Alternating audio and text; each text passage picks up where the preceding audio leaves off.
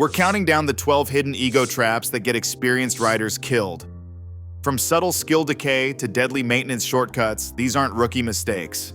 Every item exposes a psychological blind spot that turns confidence into catastrophe. Expect hard truths about complacency, group pressure, and split-second decisions that separate survivors from statistics. Stay sharp. Our countdown begins now with the most dangerous lie veterans tell themselves about their own skill.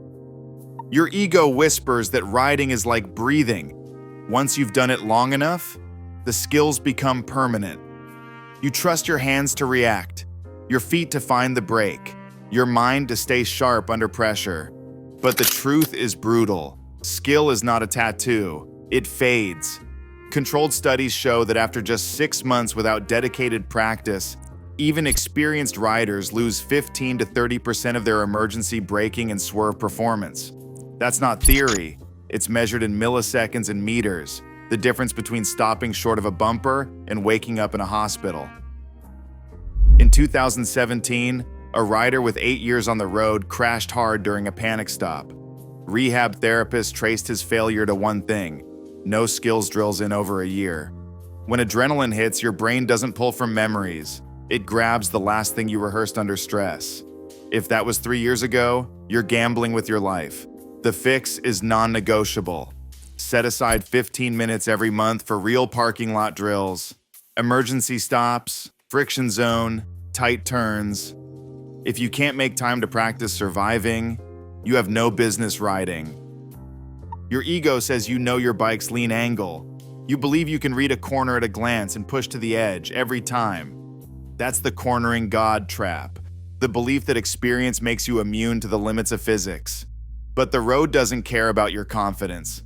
Cold tires, gravel, a patch of oil, a tightening radius, none of these announce themselves before you're committed. In 2019, a series of fatal low sides and court records were traced to experienced riders who pushed hard on cold tires after a gas stop or a long straight. The data is brutal. More than half of these crashes happened within the first 10 minutes of riding, when rubber hasn't warmed and grip is a lie. The flaw is thinking you control the road when you're only controlling your speed. When you ride at the edge, a 1-degree miscalculation or a hidden surface change turns skill into a hospital bed. The fix is mandatory. You will ride with a 10% margin, always. Set your speed by your sight line, not your ego. If you can't keep that buffer, you're not an expert. You're a statistic waiting to happen. Your ego says you can read traffic like a chess master. You spot an opening, calculate the move, and twist the throttle, convinced you'll make it through. But optimism bias is a killer. The National Transportation Safety Board has documented hundreds of fatal side impact collisions where experienced riders misjudge closing speed during a pass or merge. In these moments, the illusion of control takes over. You believe every car will behave, every gap will stay open, and your acceleration will be perfect. The flaw is brutal. Traffic is chaos, not choreography. One driver taps the brakes or drifts a foot, and you're out of options, trading your life for a 2-second shortcut. NTSB data shows that side impact deaths spike when riders gamble on tight merges, with experienced riders overrepresented in the fatality stats. The fix is absolute. Wait for a 4-second gap, minimum. Not 2, not 3. If you have to guess, you have to wait. If you can't enforce this rule, you're not in control. You're just lucky, and luck always runs out. Your ego tells you target fixation is a rookie mistake, something you left behind with your learner's permit. But the truth is hardwired. In a crisis, your brain locks onto the threat, not the escape. Eye tracking studies show this can happen in less than a second when stress spikes. One moment you're scanning the road, the next your vision tunnels straight to the hazard. It doesn't matter if you have 10 years in the saddle or 10,000 miles under your belt. When the amygdala takes over, the prefrontal cortex, the part that plans, adapts, and steers you out of trouble, goes offline. That's why seasoned riders still crash into the very thing they're trying to avoid: the curb, the deer, the oncoming car. The flaw is thinking knowledge is immunity. In reality, panic strips you down to instinct, and instinct follows your eyes. The fix is ruthless. You will drill, look through vision until it's automatic. Practice finding the exit point before a crisis, not after. Stress inoculation is not optional. Train with real pressure, real obstacles, real adrenaline. If you can't make your eyes lead and your brain follow under stress, you're not prepared. You're prey. Your ego tells you that falling behind the group means you're weak. You watch the leader pull away and feel the heat, not from the sun, but from the fear of being left behind. In group rides, the pressure is silent but real.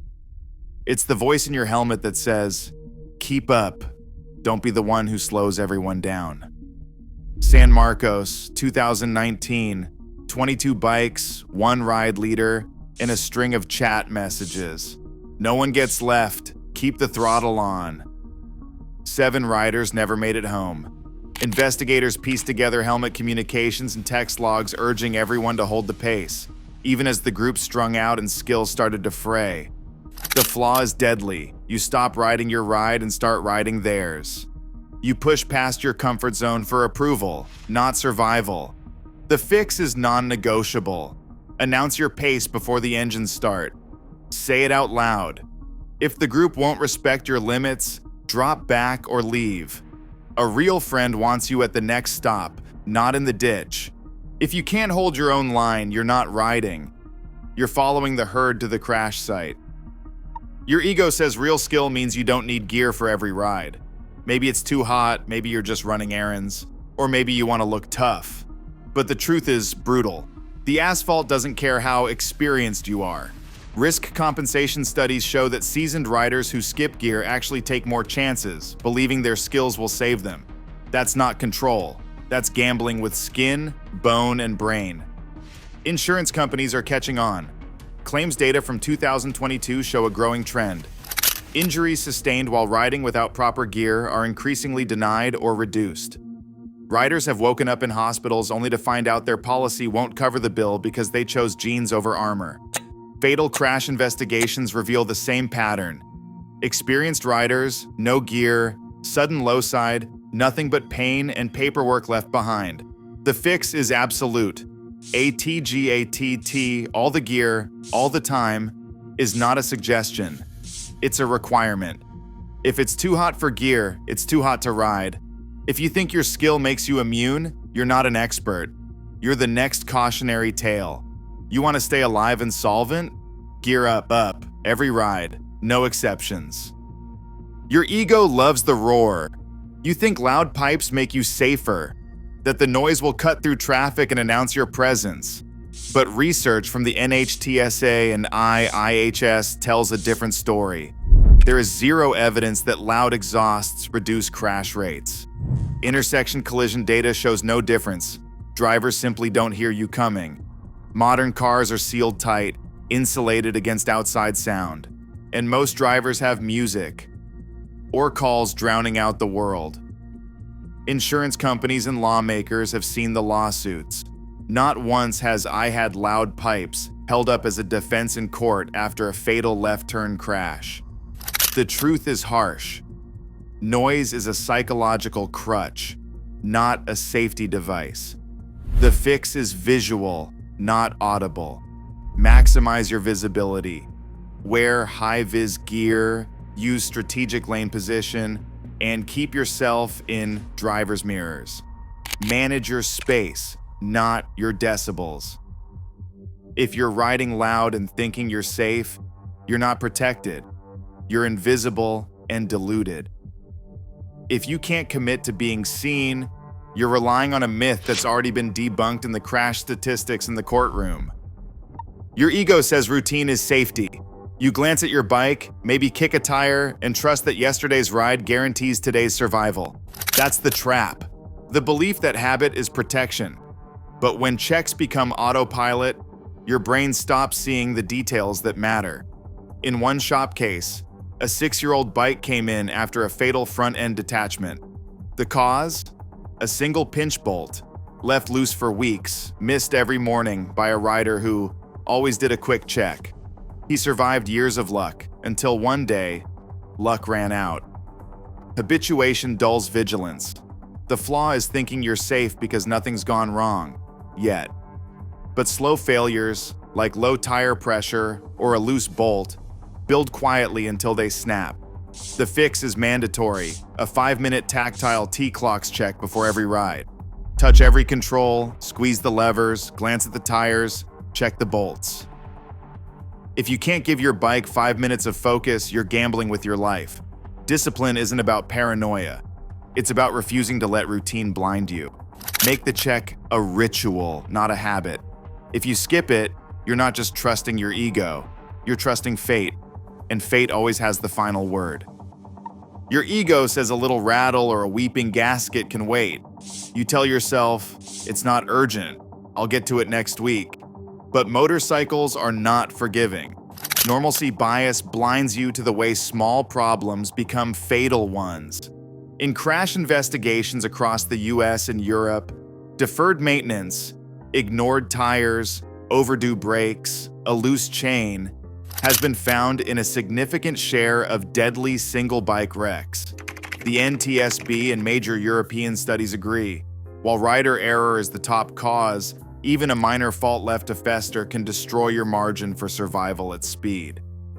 It's not about the odds. It's about the consequences. A worn tire doesn't just mean less grip. It means zero grip when you hit gravel in a corner.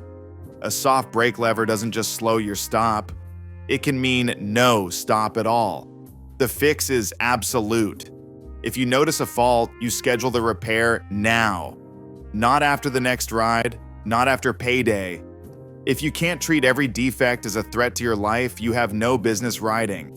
Mechanical neglect is not a badge of toughness. It's an open invitation to disaster. Your ego tells you that a few hours on YouTube and a basic toolkit make you a mechanic. You scroll through forums, watch a 5-minute brake bleed tutorial, and convince yourself you're saving money and learning something new. But confirmation bias is deadly in the garage. You see what you want to see: success stories, quick fixes, and skipped warnings. What you miss are the wrecks. Riders who lost all front braking because they used the wrong fluid, or who blew fork seals and dumped oil onto their own tire at speed. Insurance adjusters and shop techs have seen the aftermath: $100 saved on labor, $5,000 lost in repairs, and sometimes a fatal crash. Forums are littered with posts. Just did my own fork seals, woke up to a puddle on the floor. Glad I checked before riding. Others weren't so lucky. The flaw is simple. You're not a pro, and critical systems, brakes, forks, fuel injection, don't forgive mistakes. The fix is non-negotiable. Know your limits. If the job touches brakes, suspension, or anything that keeps you upright, pay for professional work. Use the service manual, not the comments section. If you can't tell the difference between a shortcut and a death trap, you have no business turning a wrench on your own bike. Your ego wants your bike to stand out.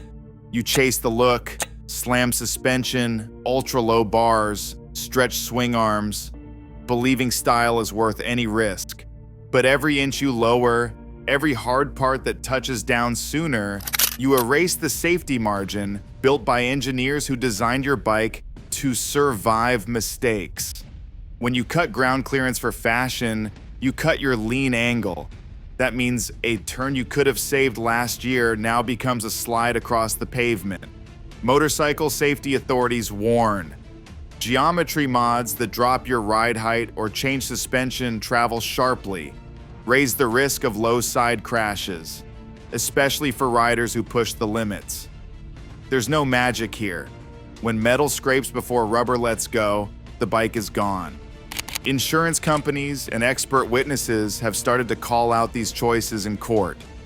In 2023, a fatal crash in Arkansas triggered a lawsuit against a custom builder after a lowered cruiser lost traction on a highway ramp. The altered geometry left no room for error. The fix is absolute. Keep your bike's factory geometry unless you fully understand the physics and are willing to accept the consequences. If you must mod, know exactly what you're giving up and ride to the new lower limit. If you can't, you're not customizing. You're sabotaging your own survival. Your ego says you know your range. You roll past gas stations with the fuel light on, convinced you'll make it to the next stop. But every mechanic and manufacturer warns you, running on fumes is not just an inconvenience, it's a death wish. The fuel in your tank isn't just for the engine. It cools and lubricates the in-tank fuel pump. Run low, and you bake that pump alive, turning a $500 part into a ticking time bomb. Progressive's telematics flagged 9 crashes in 2022 where riders stalled at speed. Everyone traced to the habit of pushing the tank to empty. When the engine cuts out mid-pass or on a crowded interstate, you lose all power and options. The bike can't dodge, can't accelerate, can't save you. In that instant, debris and water from the tank bottom gets sucked into the system, starving the engine when you need it most. The fix is non-negotiable. Refuel at a quarter tank every time. If you gamble with fumes, you're not just risking a walk. You're volunteering for a crash that nobody tracks, but every shop and hospital knows by heart. From the insidious muscle memory lie at number 1 to the catastrophic running on fumes trap that closes our list, these 12 hidden ego traps reveal just how easily experience can turn deadly when overconfidence replaces discipline. Across every entry, a clear pattern emerges. The most seasoned riders aren't killed by lack of skill, but by the silent creep of ego, whether it's skipping drills, chasing group approval, cutting corners on maintenance, or trusting bad habits over proven safety practices. What's shocking is how ordinary these fatal flaws are. 15 to 30% skill loss after months without practice, 18% of single bike fatalities tied to deferred fixes, and basic habits like pre-ride checks or topping up fuel making the difference between life and death. The real insight? Experience only protects you if you keep your ego in check and your routines sharp. In the end, the most dangerous thing on any ride isn't the road. It's believing you're immune to its risks.